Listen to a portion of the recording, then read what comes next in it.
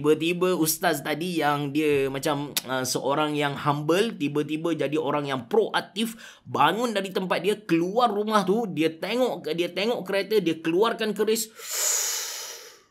Pui.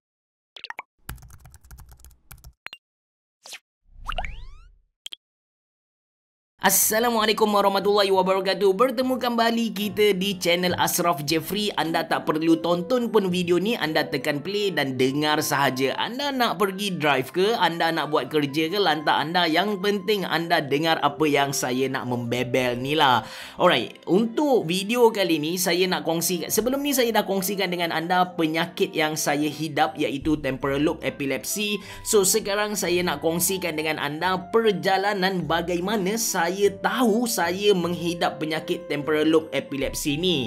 So kita mula lepas saya jatuh lah dekat basement KB Mall tu. Kalau anda belum tonton lagi, anda tak tahu cerita ni, anda kena tonton video sebelum ni. Saya letak link dalam ruangan description box below. And ketika tu kita orang dah jumpa dengan doktor, dah buat MRI, semua normal, and kita pun cari alternatif. Kita pergi jumpa ustaz-ustaz yang direkomendkan oleh kawan-kawan. So masa tu memang dalam keadaan terdesak. Saya memang tak ada, kita cakap apa macam tak ada maya lah untuk hidup. Orang angkat mandi pun wife saya kena mandikan. Ni betul, ni bukan kisah main-main. Memang wife saya yang mandikan saya ketika tu. Kadang-kadang mak saya memang teruk, seriously teruk gila. Then jumpalah ustaz-ustaz yang direkomendkan. Basically kita bukanlah cari ustaz yang bomoh-bomoh ni, tak ada. Kita memang cari ustaz yang betul-betul kononnya ikut patuh syariah lah, kita katakan. So the first ustaz yang kami jumpa ni, dia suka tekan dekat sendi. Dia tekan sendi, dia tekan kuat gila. Tapi disebabkan saya dalam keadaan yang sakit, saya tak melawan lah. Jadi bila dia tekan, dia pun tanya sakit. Memang sakit. Saya just angguk. Saya memang tak boleh bercakap ketika tu. Angguk. Dia pun cakap, ni kena saka ni. Ni ada saka. Ni nenek moyang punya saka. So ketika tu disebabkan dengan perwatakan dia ustaz, pakai kopiah, memang pergi surau dan sebagainya, memang kita orang percayalah. Dia pun bagi tahu ada 2-3 kali lagi kena jumpa dia. Dan kali kedua tu, abang ipar saya ni doktor. Dia ada klinik dekat Kota Baru ni, klinik Primer Cerang. So dia nampak ustaz tu tekan saya. Dia pun tahulah memang tu titik sakit kan untuk ditekan. Dia pun pegang ustaz tu, dia tekan balik di tempat yang sama. Ustaz pun macam terkejut lah. Ustaz cakap sakit. Memanglah sakit ustaz sebab ni sendi. So ketika tu lah macam, ni ustaz ni tipu. Settle ustaz yang pertama. Maka kita bergerak kepada ustaz yang kedua. Ustaz kedua ni kita orang direkomend oleh mak saudara, yang mana dia import dari Kuala Lumpur, bukan orang Kelantan. So dia import dari Kuala Lumpur. Dia pun tanya, masa dekat kerja tempat lama dulu ada buat hal tak dekat sana. Saya pun bagi tahulah, saya tak ada gaduh dengan orang, saya cakap. Tapi saya ada masalah dengan HR. Sebab sepatutnya saya naik gaji, tapi HR tak naikkan gaji saya. So saya pun fight dengan bos bagi naik gaji, tapi HR tak berapa minat lah dengan saya, sebab saya direct dengan bos kan. Dan ustaz tu cakap, betul, memang HR tu yang hantar barang dekat kau. Ambil semua baju semua, keluarkan kemeja semua yang saya pakai masa kerja dulu. So keluarkanlah kemeja dari G2000 ke G3000, saya tak ingat. Yang mahal-mahal pun ada keluar sekali. Seluar yang memang saya sayang pun keluar sekali. Lepas tu ustaz tu dibakar.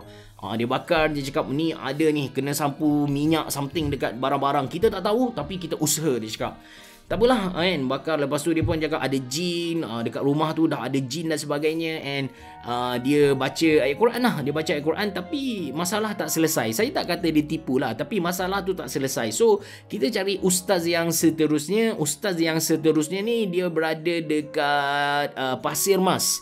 Ustaz ni dia pelik sikit lah. So bila kita orang pergi tu, memang mula-mula dia dalam kampung. Memang kalau anda nak cari tu memang tak jumpa lah kot rumah dia.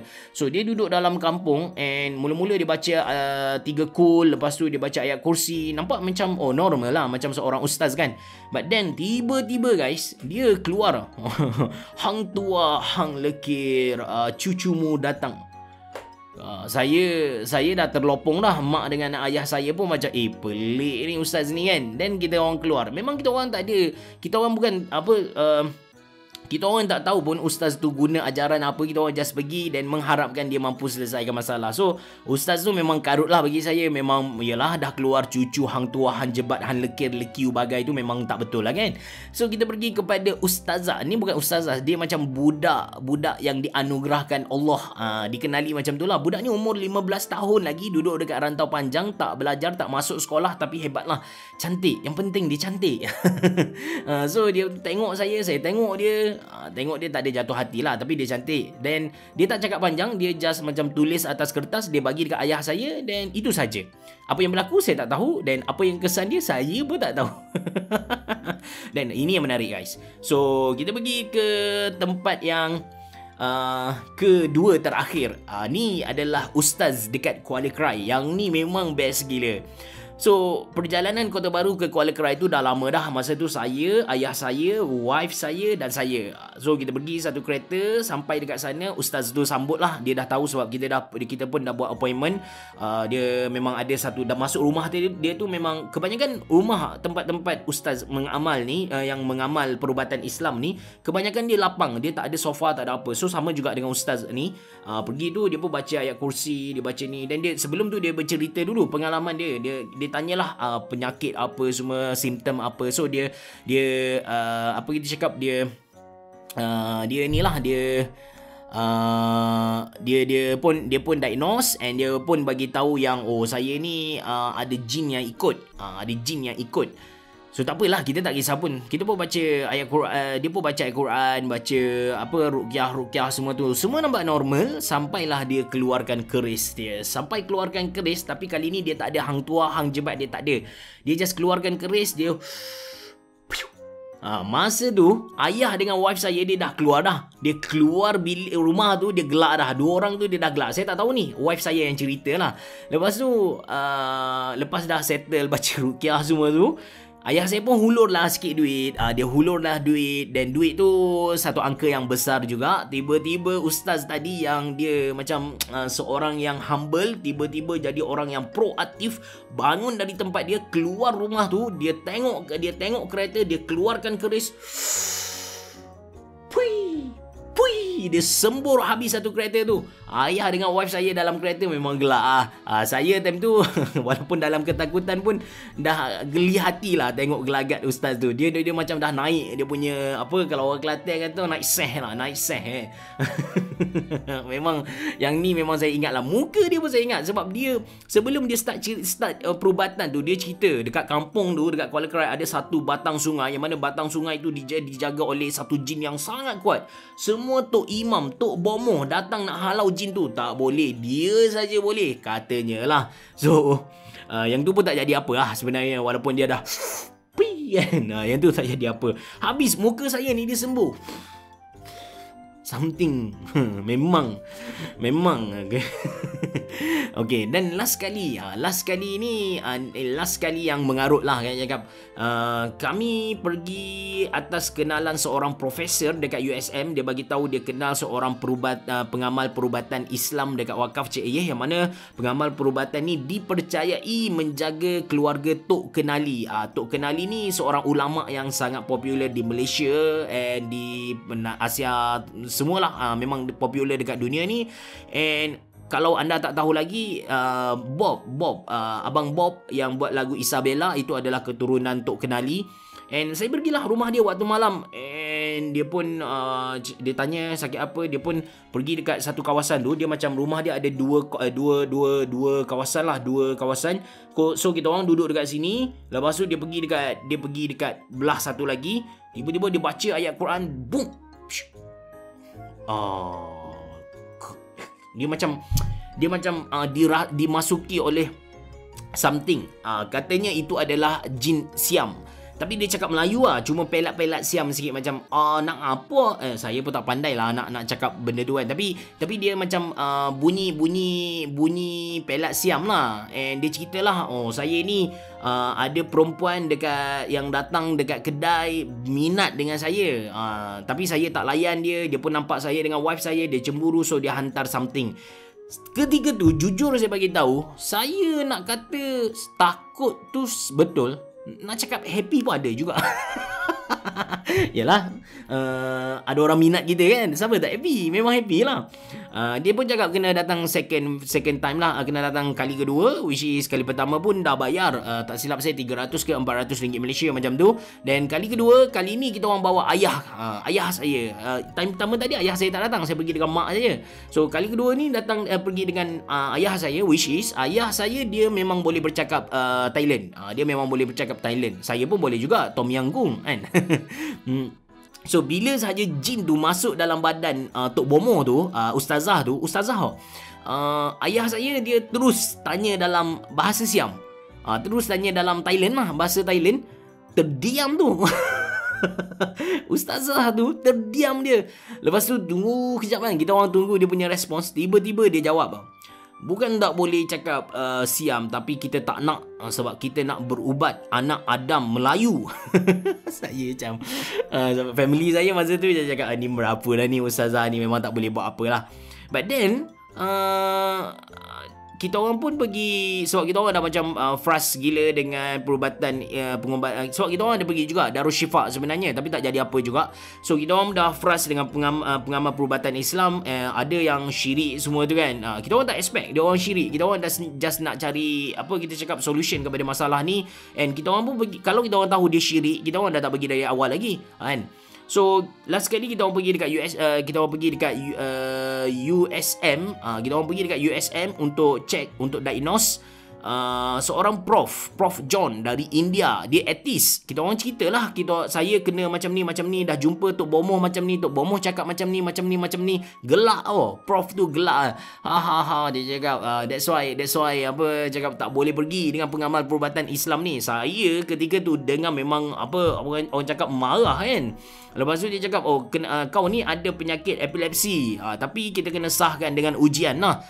Nanti kau datang 2 minggu lagi. But tak tahu kenapa lepas jumpa je Prof John tu, saya normal. Saya boleh hidup macam orang biasa, tak ada masalah langsung, tak ada rasa takut, tak ada apa-apa. So selama almost 1 year juga saya hidup secara normal. Tiba-tiba kena balik. Yang ni kena balik waktu tidur.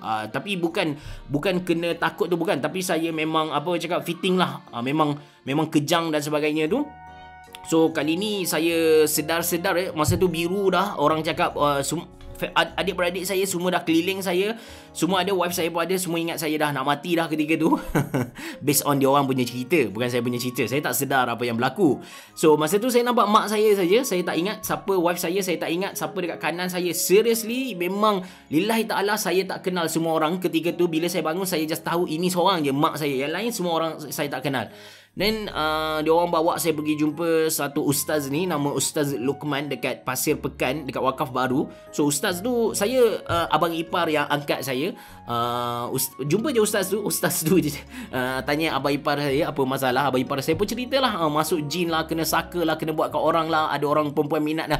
Ustaz tu gelak, dia bagi tahu kalau betul ada hantu ke, ada jin ke dekat ni, memang tengok saya berlari ni, tak kuat langsung. Dia cakap ni, dia tunjuk saya, dia cakap ni ada sakit dekat sini, pergi check. And tempat dia tunjuk tu memang temporal lobe epilepsy. Temporal lobe epilepsy dekat belakang bawah ni kan. So bila pergi check, memang betul saya ada temporal lobe epilepsy. Memang MRI, which is scan tu, dia tak dapat detect penyakit ni. Tapi bila buat EEG ni dia check kita punya macam elektrik otak lah, signal-signal tu dia check memang ada something yang tak betul dekat saya punya temporal lobe epilepsy. So sekarang saya hidup dengan temporal lobe epilepsy. But yang tu saya dah cerita pada video sebelum ni. Cuma cerita ni just macam santai-santai, lepak-lepak macam tu. Bukan saya tak percaya kepada pengamal perubatan Islam, which is orang yang perkenalkan saya kepada USM perubatan, yang membuatkan saya lagi percaya kepada perubatan sains ni adalah Ustaz Luqman tu.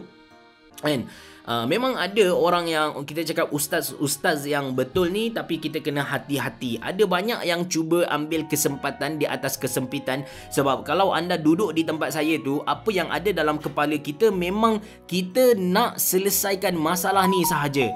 Kita bukan kita cakap kita dah tak fikir benda-benda lain tu. That's why pergi jumpa ustaz ni, tengok-tengok dia buat benda kurafat, dia buat benda syirik kan. Memang masa tu kita dalam keadaan terdesak, jadi anda kena hati-hati. Seriously, ramai gila orang yang bertopingkan agama untuk di create money oh. So kita kena hati-hati yang tu. Tapi nasihat saya, pergi jumpa belah sains dulu. Maksudnya jumpa perubatan-perubatan dari segi dari segi ni lah, kedoktoran dulu, barulah pergi kepada alternative way itulah. Sebab kita kena tahu satu benda, manusia ni dia hanya perawat, tapi yang menyembuhkan hanya Allah Subhanahu Taala.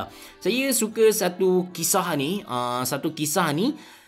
yang mana ada seorang tabib, dia datang jumpa Nabi dan dia perkenalkan diri dia sebagai tabib yang menyembuhkan. Tapi Rasulullah tegur dia bagi tahu yang dia hanyalah perawat. Maksudnya yang doktor tu yang datang nak jumpa Rasulullah, nak tolong rawat Rasulullah belakang Rasulullah ni, Rasulullah tegur dia, jangan bagi tahu kau adalah tabib, tapi bagi tahulah kau adalah seorang perawat sahaja. Sebab yang menyembuhkan manusia adalah Allah Subhanahu Taala. Yang merawat manusia, doktor ataupun tok bomoh, tak kisahlah apa sahaja. And atas dasar tu juga ada doktor yang dia cuba rawat tapi tak sembuh, meninggal orang tu. And atas tu juga ada juga orang yang dirawat sembuh. Sebab yang menyembuhkan, yang mematikan adalah Allah Subhanahu Taala. Nampak tak? Pada akhirnya ada tazkirah. Apa pun, terima kasih kerana mendengar cerita saya ni. Kalau anda suka dengan cerita-cerita macam ni, anda boleh tinggalkan sebarang komen dekat ruangan komen di bawah tu, bagi saya suggestion cerita apa yang anda nak dengar. And kalau saya ada pengalaman terhadap benda tu, insyaAllah saya akan kongsikan dengan anda. Jangan lupa untuk share video ni kepada kawan-kawan anda, dan jangan lupa untuk tekan butang like, subscribe dan yes, share sekali lagi. Terima kasih kerana menonton. Bereboh. Jumpa lagi.